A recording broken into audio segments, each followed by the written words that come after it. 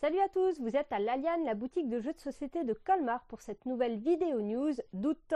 Nous allons tout de suite enchaîner avec le tirage au sort de BBQ, Big Bluff Quiz. Donc, vos petits noms, lui.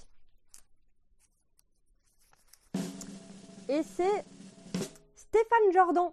Eh bien, tu vas repartir avec un Big Bluff Quiz, bravo à toi.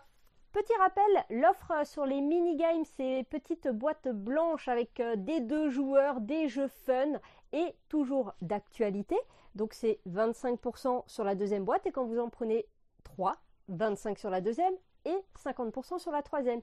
Et est arrivé le petit dernier de la collection, Two Room & Boom version bleue. Et la version bleue est une boîte stand-alone, c'est-à-dire que vous pouvez jouer juste avec cette boîte, mais vous pouvez aussi la combiner avec la version rouge pour avoir encore plus de rôles. Un excellent jeu de bluff à rôle caché. Si vous aimez loup-garou, c'est un super jeu, très dynamique, pas besoin de maître de jeu, ça vous conviendra. Premier coup de cœur avec Les Royaumes Sauvages, qui est un jeu qui est sorti il y a quelques semaines, qui est un petit peu passé inaperçu.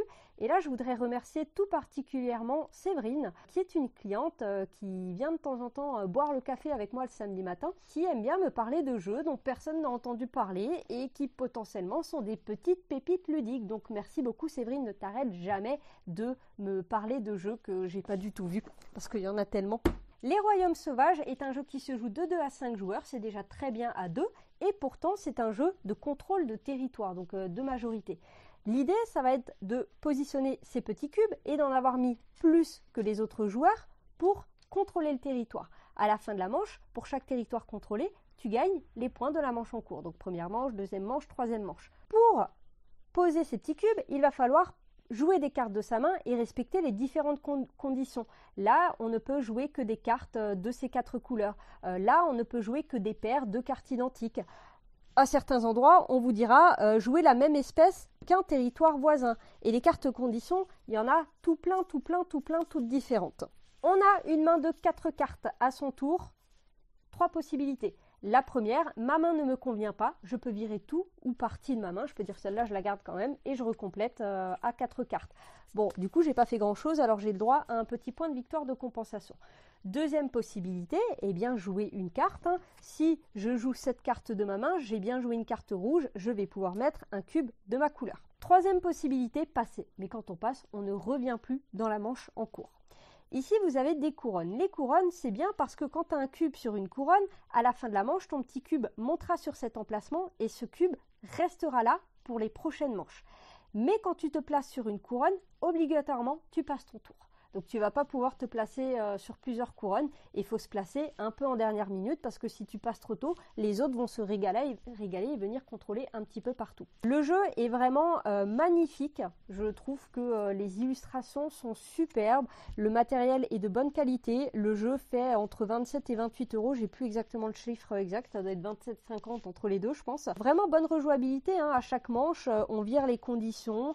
S'il y a une égalité entre les joueurs, eh ben, on va simplement jouer une carte face cachée, on révèle et le joueur qui a joué la plus haute carte va remporter l'égalité. Très très fluide au niveau des règles, mais bon petit jeu de contrôle de territoire.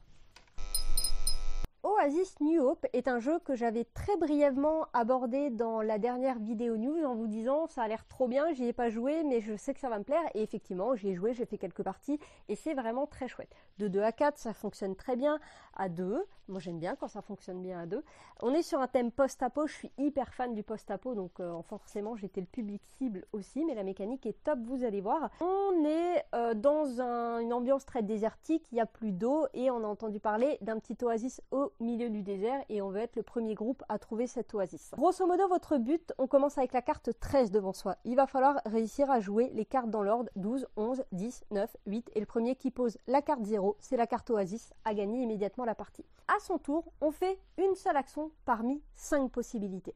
La première possibilité est d'explorer. On prend 2 cartes voyage de sa main, ce sont les cartes justement avec les numéros. J'ai pioché un oasis classe. Il n'y en a pas pour tout le monde des oasis.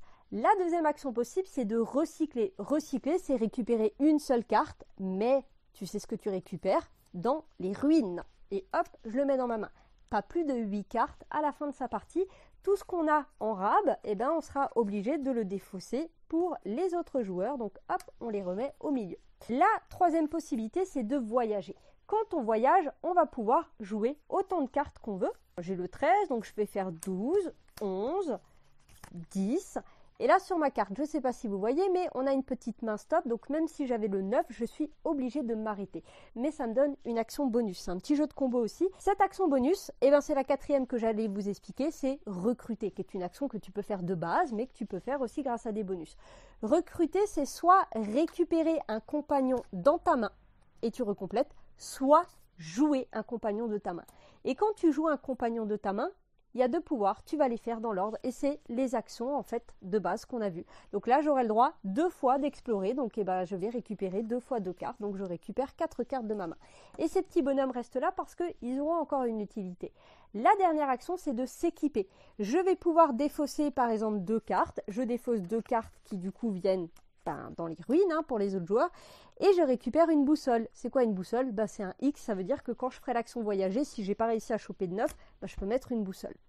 On peut acheter un bouclier qui vous protégera des attaques des autres joueurs qui viendront voler des cartes dans vos mains, et on peut aussi récupérer une carte oasis, parce que des cartes oasis voyage, il n'y en a que 2, mais potentiellement on peut en acheter, ça coûte cher, ça coûte 3, mais on peut en acheter plus.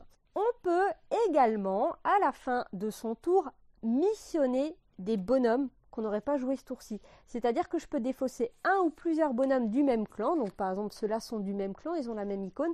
Je dis, je défausse ces 2 fois et je fais 2 fois leur action. Mais que l'action en surbrillance, pas les 2 actions.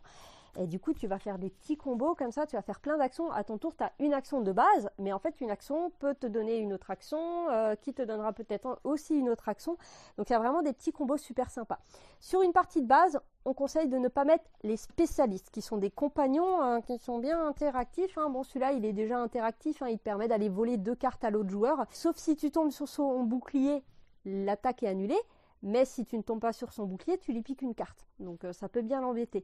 Ce qui est sympa, c'est que on a tendance à avoir plein de cartes en main parce qu'on veut que quand on voyage, bam, bam, bam, bam, bam. Mais quand tu as plein de cartes en main, ton bouclier est très dilué et quand l'autre joueur t'attaque, il y a peu de chances qu'il tombe sur ton bouclier.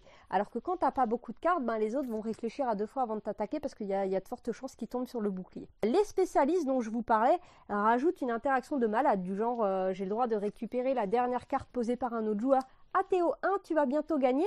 Je joue ce spécialiste et tiens, ton numéro 1, il est plus là. Tu as un autre spécialiste qui permet d'aller voler des mercenaires de l'autre. Donc ouais, il rajoute pas mal d'interactions.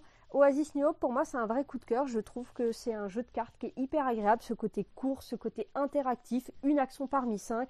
Non, c'est vraiment cool. J'aime beaucoup.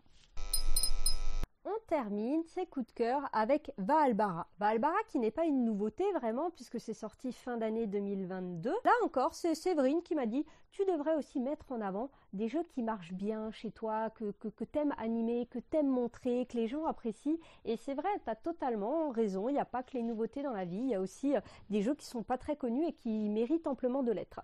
De 2 à 5, encore une fois déjà pas mal du tout à 2. Chaque joueur va prendre un deck de cartes de sa couleur. On a des personnages qui sont tous pareils dans les decks de cartes, ils sont numérotés de 1 à 12. On est sur un thème un petit peu amérindien, peuple amérindien. Moi ça me fait penser un petit peu ambiance le jeu vidéo Horizon Zero Dawn que j'adore, c'est du post-apo forcément. Et donc chacun a son petit deck de cartes. Si on joue à 3 joueurs, on va mettre 3 cartes territoire. Le but, c'est de gagner des points. Du petit point là, voilà, il y a tout ce qu'il faut pour faire de la monnaie. Et on va jouer 9 tours. Vous saurez que c'est la fin des 9 tours parce que tout le monde aura 9 cartes territoire devant soi. Donc, chacun a son deck de cartes. Chacun va le mélanger et n'en prendra que 5. Donc, tu n'as pas tous les personnages dans ta main. Chacun va sélectionner un personnage qu'il va jouer. On va dire que toi, tu sélectionnes ça et toi, tu sélectionnes ça. Une fois que chacun a sélectionné un de ces 5 personnages, tout le monde révèle. Et là, le numéro du personnage est très intéressant puisque ça va être l'ordre d'initiative. Le numéro le plus petit, à savoir le 7, va jouer en premier. Puis ce sera le numéro 11, puis ce sera le numéro 12. Donc quand tu as un territoire qui t'intéresse à fond, tu as intérêt à mettre un numéro bas. En cas d'égalité, imaginons que j'avais 7 et 7, eh bien là, c'est super bien fait. Il y a un petit ordre qui vous dit, c'est les couleurs qui vont dire qui joue en premier. Le tour du joueur, c'est 1. Activer le pouvoir de son personnage. C'est obligatoire. Même quand tu as des pouvoirs qui t'arrangeraient pas, bah, tu n'avais qu'à pas le jouer parce que c'est obligatoire. Donc 1. Tu fais le pouvoir de ton personnage. 2. Tu récupères un des lieux qui est dans la ligne du bas. La ligne du haut, c'est pour anticiper avec l'avenir. Et des fois, tu as des petits pouvoirs qui interagissent avec la ligne du bas. Tu prends une forêt, il y a marqué 5 points, tu marques immédiatement 5 points. Puis le joueur 11 fait le pouvoir de son personnage, ça peut être voler des points à un autre joueur, faire gagner des points à un autre joueur, ça peut être échanger un territoire que tu as déjà devant toi. C'est très malin parce que les prochains joueurs sauront ce que moi j'ai remis en dessous de la pile. Donc il fait le pouvoir, il prend ça, je fais le pouvoir, je prends ça. Les personnages sont défaussés et au fur et à mesure, on va défausser ces petits personnages de façon à ce que tout le monde voit quels sont les numéros qu'on a déjà joués. On recomplète sa main pour avoir 5 cartes, on descend et on recomplète ici. Il y a 6 types de paysages différents, on ne va pas tous les voir mais ils sont super simples. Le champ de fleurs, quand tu le prends, tu gagnes 1 point de victoire par champ de fleurs que tu as chez toi et qu'il y a chez tes voisins de droite et de gauche. La montagne, première montagne, c'est nul. Deuxième montagne, boum, 5 points. Troisième montagne, non, 10 points même. Troisième montagne, rien. Mais quatrième montagne, 20 points. Quand tout le monde a 9 paysages devant soi, petit bonus de fin de partie, si tu as assez de diversité de paysages, tu gagnes des petits points.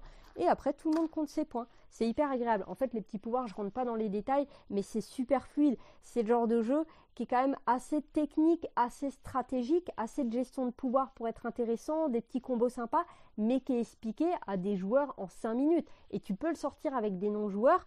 Il n'y a pas de flou dans les interprétations de pouvoir, donc allez, ce sera expliqué en 10 minutes plutôt que 5. Donc Valbara est une de mes meilleures ventes depuis ces 2-3 derniers mois, donc oui, effectivement, il méritait d'être remis en avant parce que à chaque fois que je le sors au bar, les gens sont là, ouais, il est trop bien, je repars avec la boîte. En plus, c'est une petite boîte, c'est pratique, moi j'aime bien les petits jeux. Ouais, c'est vrai, j'ai moins de place pour les gros jeux maintenant, donc j'aime bien les petits jeux, quoi. Voilà, à bientôt. Et il y a une mouche. Il y a une mouche, quoi! J'hallucine. Mais tu pars